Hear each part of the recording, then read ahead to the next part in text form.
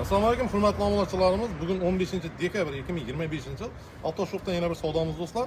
2014-yilda ishlab chiqarilgan Spark mexanika ikkinchi pozitsiya Spark'imiz bo'ldi. Pokoleniya propan 4 toza yumshoq balon.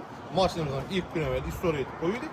O'zimizning Veza Dexanobod sentrdan xudo xolasa Ombay aka maqsad kelib, mashinani ko'rib, haydab ko'rib, ispitaniya etib, zalog pullarni berib ketdi. Xudo xolasa pullarni taxlab keldi, bugun qabul qilib oldi. Ombay aka tabriklayman aka.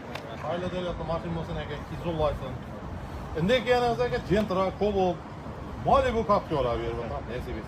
Allah razı olsun eke, maşını haladınız mı? Oğul ildekiler, göreriz sizi, kızdıradı.